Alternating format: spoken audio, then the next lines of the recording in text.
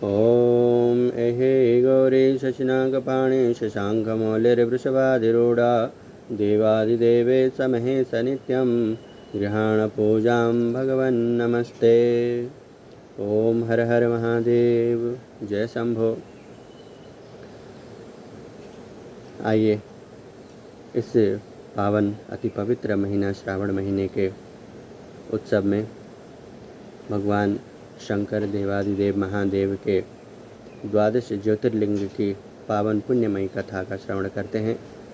इसी क्रम में सर्वप्रथम सोमनाथ ज्योतिर्लिंग की कथा। शिव महापुराण में कथा आती है जब दक्ष प्रजापति उनके अश्विनी आदि 27 अपनी पुत्रियों को उन्होंने चंद्रदेव जी के साथ विवाह कर दिया।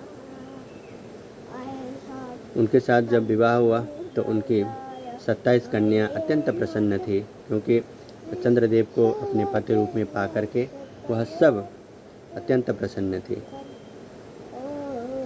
तो कुछ समय के पश्चात चंद्रदेव केवल रोहिणी को ही अपना प्रेम जो है अधिक करते थे।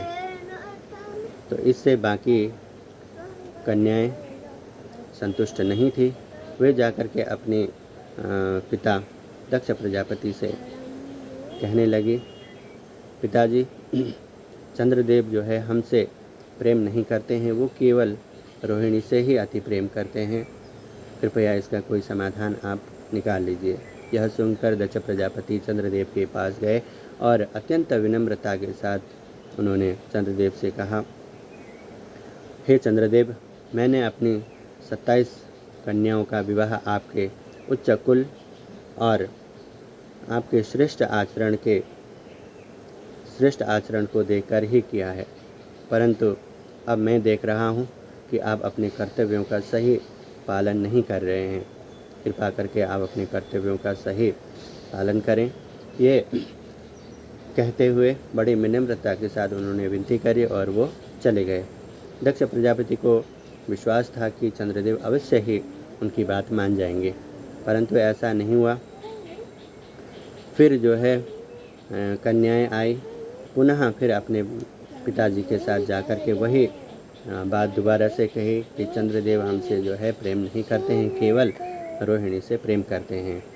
ऐसा ही 2 बार 3 बार जब पुत्रियों द्वारा कहा गया तो दक्ष प्रजापति अत्यंत क्रोधित होकर के चंद्रदेव के पास चले गए और चंद्रदेव जी को श्राप दे दिया। कहा, हे चंद्रदेव, मैंने कई बार आपसे बड़ी विनम्रता के साथ प्रार्थना की, परंतु आप अपने स्वरूप और सुंदरता के अहंकार में डूब करके मेरी बात को आपने अनदेखा किया, इसलिए मैं आपको क्षय होने का श्राप देता हूँ। तो जैसे ही दक्ष प्रजापति ने उनको श्राप दे दिया तो चंद्रदेव धीरे धीरे क्षय होने लगे। जब चंद्रदेव के ऊपर क्षय रोग ग्रसित हो गया तो अपने रूप कांति जो है धीरे धीरे क्षीण होने लगी। जब ऐसा हुआ तो सारे संसार में हाहाकार मचने लग गया। चंद्रदेव की शीतलता जो है प्राणियों को प्राप्त नहीं हो रही थी, अंधकार हो रहा था। तब सभी देवी देवता आकर के चंद्रदेव के साथ सब मिलकर के ब्रह्मदेव के पास चले गए और ब्रह्मदेव से जाकर के विनती करने लगे, हे देव, हम जो है अत्यंत पीड़ा में हैं, कृपा करके आप मेरे इस क्षय रोग का निवारण कर लीजिए। तब ब्रह्मदेव ने कहा कि हे चंद्रदेव, मैं इसका पूर्ण रूप से समाधान तो नहीं कर सकता हूँ, हाँ, आपको अवश्य ही एक उपाय दे सकता हूँ। तब ब्रह्मदेव ने कहा, आप प्रवास क्षेत्र में, जहाँ पर सरस्वती नदी समुद्र में मिलती है, ऐसे पवित्र पुण्य क्षेत्र में जाकर के आप भगवान शंकर भोलेनाथ का जो है उपासना, आराधना, पूजा कर लीजिए, महामृत्युंजय का जाप कर लीजिए।